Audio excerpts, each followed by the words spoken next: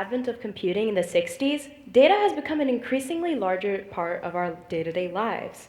And recently, we've seen it used in several AI tools: Stable Diffusion, Midjourney, and perhaps the most popular, ChatGPT. Now be honest, how many of you guys have used ChatGPT before? Maybe to outline an essay, write an email, or generate a recommendation letter. A UCLA study examining gender biases in large language models, also known as LLMs, had asked ChatGPT to generate recommendation letters for job seekers. It tended to describe women as a beauty or as someone who was stunning, warm, or emotional. In comparison, men would be described as an expert who was respectful and reputable. A Danish study analyzed over 2 million people's hospital records over a 14-year period and discovered that on average, women receive cancer diagnoses 2.5 years later than men. 3 economists from Claremont McKenna and UC Santa Barbara analyzed how many assistant professors were hired at the top 50 US economics departments from 1984 to 2005. They observed that with the inclusion of a parental leave policy, which gave 1 extra year to get tenure per child, female professors were 22% less likely to achieve tenure at their first job. But male professors' chances increased by 19%. The real question is, why does this happen? Why is there such a big difference? Mostly because of a lack of data, and more specifically, a lack of diversity in data. For the longest time, data was not collected on women in most fields, and even when it was rarely separated by sex. Even within sex disaggregated data, there was bias embedded within it. Most resumes and recommendation letters for women will focus on their communal values and what they can provide for the group, whereas for men, they can focus on their leadership and ambition. Health data is not consistently sex disaggregated, so it's difficult to see how health conditions can affect the sexes differently. The parental leave policy in the economics departments, in being gender neutral, did not account for the data that shows women require more time after childbirth to recover and are often the primary caretaker of their child. To harness the true potential of data, we must prioritize diversity in both those who collect it and those from whom it is collected. But first, let's define what data is. Data, simply put, is collected information, and thanks to the internet, it's present everywhere.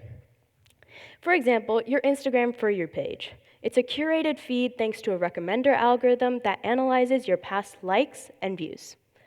You are also a constant producer of data through the YouTube videos you watch, the groceries you buy, and thanks to that, companies can curate your experience with their product or platform.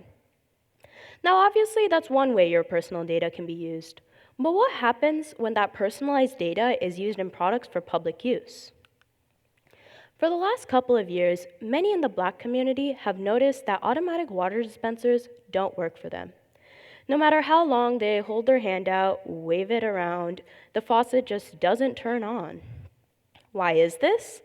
Well, this is because the infrared sensors were tested on people with a different skin color.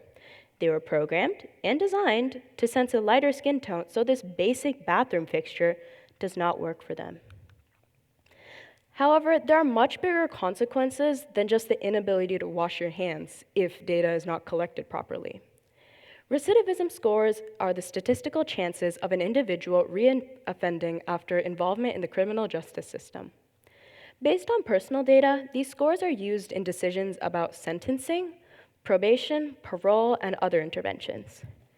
Recently, it was found that these algorithms tend to incriminate minorities more often.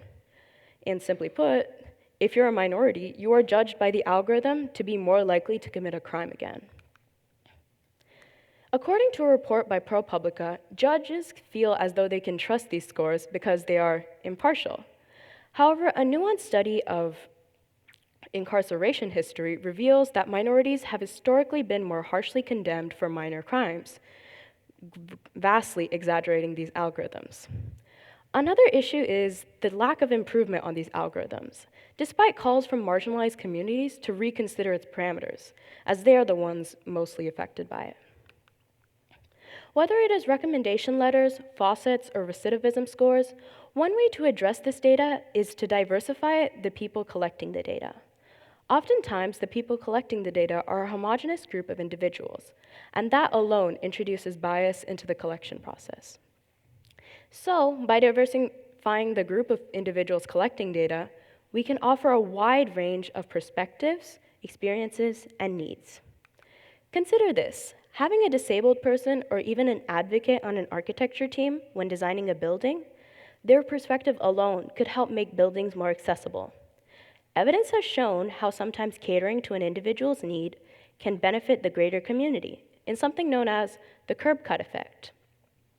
This term comes from California's decision in the 60s to add ramps to most intersection sidewalks to help wheelchair users. While made to benefit disabled people, it in turn managed to benefit many beyond the disabled community. Whether it was a skateboarder, a biker, a mom pushing a stroller, a traveler pulling a suitcase, these ramps helped all. Similarly, closed captioning, initially created for deaf people, helps many as people learning a new language, children watching anime, or someone wanting to learn a new language. When wanting to make a product based on data, it is extremely important to consult and even invite the audience that the product is being made for. Otherwise, it really isn't made for them. All in all, having a variety of perspectives is invaluable for a successful product. Case in point, Harvard Business Review has noticed that diverse teams are smarter than their homogeneous counterparts. They focus more on the facts, process those facts more carefully, and were ultimately more innovative. But these are just big fancy words, so let's break it down. Let's say your teacher tells you you have to do a group project to pick a famous person for a slides presentation. You can pick anyone you want as long as you have 4 people on your team. Of course, the reason most of you probably hate group projects is one person ends up doing the work. However, with a diverse team exists the potential of delegation. One person can be the designer, another the researcher, someone else the editor, all working together in harmony.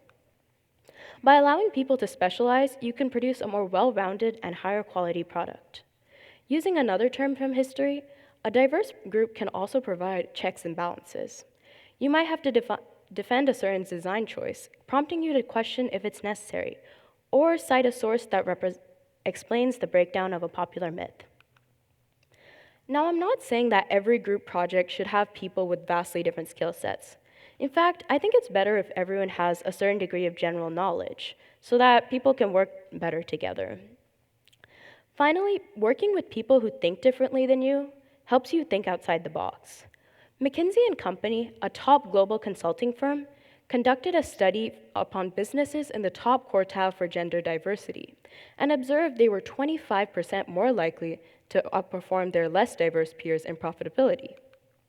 Similarly, companies in the top quartile of ethnic diversity were 36% more likely than their less diverse peers to outperform in profitability. Basically, diverse teams tend to make companies more money. In addition to diversifying teams themselves, data collected must also be diverse. It empowers minorities and helps create a more accurate big picture. For example, most healthcare studies were conducted on mostly white men, which changed when in 1994, the National Institute of Health inclusion policy ensured that women and minorities must be a part of clinical research.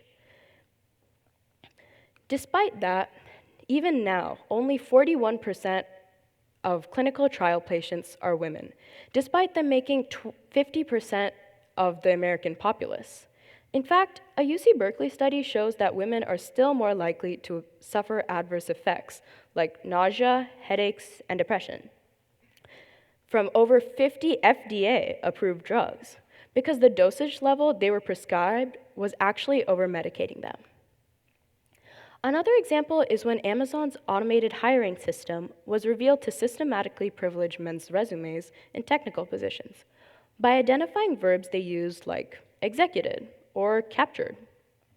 On the flip side, it dismissed candidates who attended women's colleges and even downgraded ones that contained the word women's, as in like women's rugby team or women's tennis team. This can be traced to the fact that this model was trained on Amazon's existing pool of software engineers. And if you're thinking that was mostly male, you'd be correct. Since data is usually sourced from humans, and humans have both inherent and learned biases, data will inevitably always have a degree of bias. And this is why we need diversity, equity, and inclusion initiatives that make all feel welcome in their field of choice. With their presence in various fields, most data from occupational dangers to education can finally be disaggregated and made more accurate for everyone in the future. So going back to the title of my talk, Finding Diversity in Data, I've listed a lot of examples where it's pretty hard to find it, so it's up to us to make it. Thank you.